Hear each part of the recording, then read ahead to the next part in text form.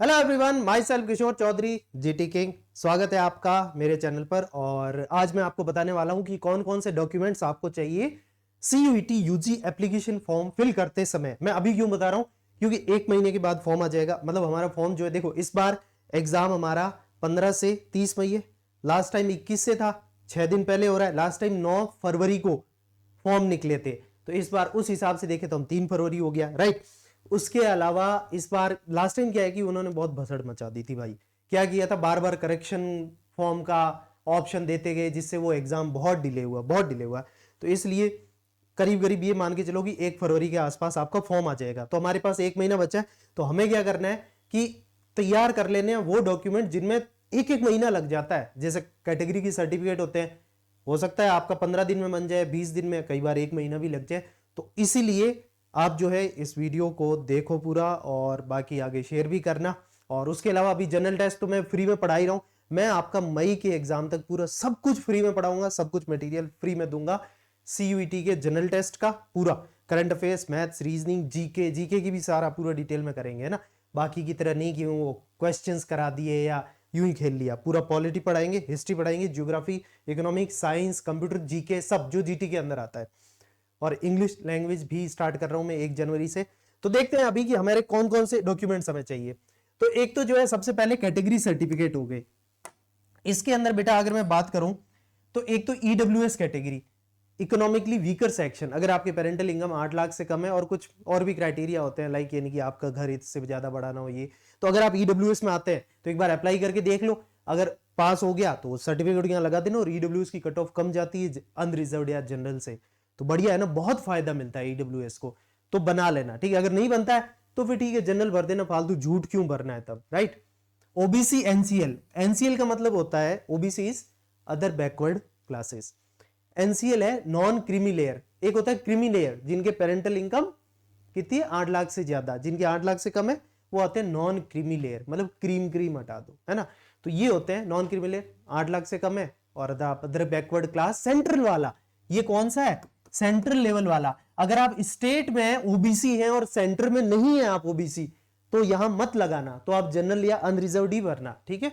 फिर आता है एससी कैटेगरी, ठीक है, शेड्यूल कास्ट, शेड्यूल ट्राइब हो गया। PH, physically handicapped. अगर आप 40% या ज्यादा आपके डिसेबिलिटी है, हाथ पांव या शरीर में कहीं पर भी, ठीक है, तो आप इसमें कर सकते हो। उसके अलावा आता है पर्सन विद ब्लाइंड डिसेबिलिटी, ठीक है, PWBD, ठीक है।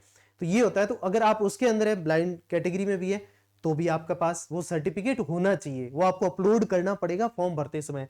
जो भी ये देख रहे हो ना, भरना पड़ेगा। बीपीएल, अगर आप बिलो पॉवर्टी लाइन में आते हो तो आपकी देखो फीस में भी आपको ऑब्वियसली बहुत कंसेशन मिलेगा, और उसके अलावा काफी जगह फायदा मिलने वाला है। तो अगर आप बीपीएल का सर्टिफिकेट नहीं है तो बनवा लेना, अगर आप बिलोंग करते हो बिलो पॉवर्टी लाइन में। अगर आप कश्मीरी माइग्रेंट है जो डिस्प्लेस हुए थे 1989 के अराउंड, तो अगर आप उस कैटेगरी में आते हैं कि कश्मीर से डिस्प्लेट हुए थे जो पंडित हैं और आते हैं, तो फिर इसका सर्टिफिकेट होना जरूरी है, आपको अपलोड करना पड़ेगा। वार्ड ऑफ डिफेंस पर्सनल, बच्चे हैं आपके पेरेंट जो डिफेंस फोर्सेज में है या एक्स सर्विसमैन भी हो, ठीक है, कि पहले सर्विस दे चुके हैं, तो भी उसका सर्टिफिकेट होना चाहिए। फिर कोटा होता है, कुछ एनसीसी का कोटा होता है, ठीक है। आपने अगर स्कूल में एनसीसी में रहे हो तो उसका फायदा आपको यहां मिलेगा।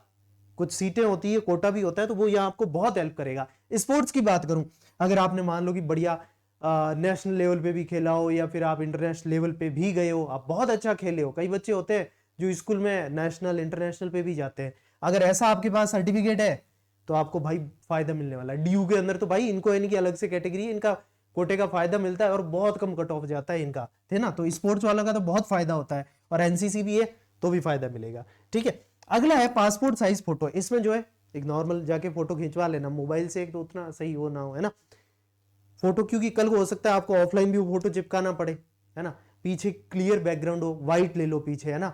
और नॉर्मल जो है पासपोर्ट साइज इतना फोटो जिसमें फेस क्लियर विजिबल हो, मास्क वगैरह नहीं, या काला चश्मा लगा के नहीं, या यो करके नहीं, कुछ नहीं, फैशन वगैरह, एकदम नॉर्मल फोटो, ठीक है, वैसा photo, normal passport size photo.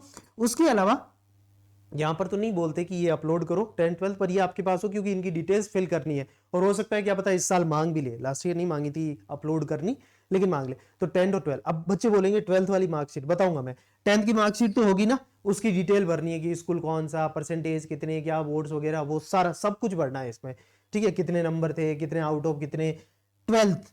अगर आप फॉर्म पे ये क्लिक करते हो कि पास्ड क्लास 12th, तो फिर आपको जो है 12th के नंबर परसेंटेज डालने होंगे। अगर आपने डाल रखा है अपीयरिंग, आप 12th में हो कि अभी तो भैया मेरा एग्जाम होगा बोर्ड्स के, अभी तो मैं 12th में हूं, मैं बच्चा हूं, ठीक है, तो आप जो है इसमें आपको डिटेल नहीं भरनी होगी, 12th की भरनी नहीं। जब आप 12th में ही हो तो ऑलरेडी, तो सिर्फ आपको 10th की भरनी है। जिन्होंने 12th पास कर लिए, ड्रॉप ले रहे हैं, चाहे वो जेई नीट से या सिर्फ सीयूईटी का ले रहे हो या क्लैट किसी का भी और सीयूईटी दे रहे हैं, तो उनको जो है 12th का भर देना। तो ये सारे डॉक्यूमेंट आपको रिक्वायर्ड हैं, तो ये सारे डॉक्यूमेंट आप जो है बेटा जरूर पहले से तैयार करके लिख लेना, वरना क्या है कि आप यानी कि फिर एंड में कई सारे बच्चों के साथ क्या हुआ मैं बताता हूं। लास्ट ईयर हुआ क्या, मैंने खूब बच्चों को पहले बोला था भाई तैयार रहो तैयार रहो, बच्चों ने यानी कि बाद में पहले यानी कि जैसे मान लो कि उन्होंने ईडब्ल्यूएस कैटेगरी फिल कर दी, ठीक है, अब बाद में उन्होंने सोचा कि हाँ हम तो सर्टिफिकेट बना लेंगे कर लेंगे, और उनसे बना ही नहीं। लेकिन इसके लिए भी सीयूईटी ने एक तोड़ दे रखा है ताकि बच्चे यूं परेशान ना हो, ठीक है। क्या करते हैं वो, एक यानी कि जो फॉर्म है बुलेटिन निकालता है ना 100 पेज का, कि ये हम निकाल रहे हैं कि ये एग्जाम सेंटर रहेंगे, जो एक फॉर्म निकलता है ना, आपको पता होगा कि उसमें सारी डिटेल दी होती है, एनटीए क्या है, सीयूईटी क्या है, कितने मार्क्स का पेपर होगा, क्या होगा, सारा सब डिटेल। उसी में नीचे डॉक्यूमेंट्स होते हैं, ओबीसी का सर्टिफिकेट भी वहां मिल जाएगा आपको, उसको फिल करके कर देना है, ठीक है। ईडब्ल्यूएस, एससी, एसटी, पीएचबी सारे मिल जाएंगे आपको, ठीक है। तो वहां से आप वो पेज को प्रिंट करा के, पर्टिकुलर उस पेज को प्रिंट करा के उसको सबमिट कर सकते हो, एसडीएम तहसीलदार जो भी है, तो ये आपके सर्टिफिकेट बन जाएंगे। अब उसमें ये भी होता है, अब उन्हें भी पता है सीयूईटी वालों को कि यार बच्चा मान लो कि यानी कि अब फॉर्म निकला है, उसके बाद 2 दिन 4 दिन या हफ्ते भर बाद स्टार्ट करता है प्रोसेस, और उसको अब ईडब्ल्यूएस का बनाना है, उसमें लगेगा 1 महीना, और ये लोग देते हैं 1 महीना फॉर्म फिल के लिए, तो ये तो डेट ज्यादा हो जाएगी, तो फिर बच्चे बेचारे कहां से लाएंगे सर्टिफिकेट। तो इसलिए वो क्या करते हैं, उसके जस्ट नीचे एक और फॉर्म देते हैं जिसमें लिखा जाता है कि मैं अंडरटेकिंग दे रहा हूं या दे रही हूं कि ये मेरा नाम है, ये मेरे पापा का नाम है, और मैं इस कैटेगरी में हूं, और मैं काउंसलिंग के टाइम पे आपको कैटेगरी का सर्टिफिकेट दिखा दूंगा या दिखा दूंगी, चाहे ईडब्ल्यूएस हो, एससी, एसटी, ओबीसी जो भी हो, कि मैं आपको काउंसलिंग के टाइम दिखा दूंगा। तो आप प्लीज मुझे अभी कंसिडर कर लें ये इस फॉर्म के बेसिस पे, और उस पर आपको साइन करके फोटो खींच के अपलोड करना है। उसको भले पीडीएफ में कर लो आप, है ना, एक आता है एडोब स्कैन करके ऐप आता है एंड्रॉयड और आईओएस दोनों के लिए, आप उस पर जो है अपना पीडीएफ बना के और उसको अपलोड कर सकते हो, तो ये चीज कर सकते हो, ठीक है। तो आप जो है सर्टिफिकेट अभी टाइमली बना लेना। डीयू क्या है कि थोड़ी सी दिक्कत करता है, जो बच्चों को बहुत परेशान किया उन्होंने, बच्चों ने पहले क्या किया कि फरवरी में ईडब्ल्यूएस या ओबीसी का सर्टिफिकेट बना लिया, चलो कैटेगरी का, ठीक है। अब डीयू वाले क्या कह रहे हैं, डीयू ने फॉर्म निकाला अप्रैल में, और वो कहते हैं कि आपका जो सर्टिफिकेट है ईडब्ल्यूएस या ओबीसी का, वो अभी 31 मार्च के बाद का होना चाहिए। बच्चे फिर से धक्के खा रहे हैं, बच्चे तो क्या ही खाएंगे, उनके पेरेंट्स, और जिनके पेरेंट्स नहीं है वो तो खुद ही धक्के खा रहे हैं, अब क्या बोलो, सॉरी।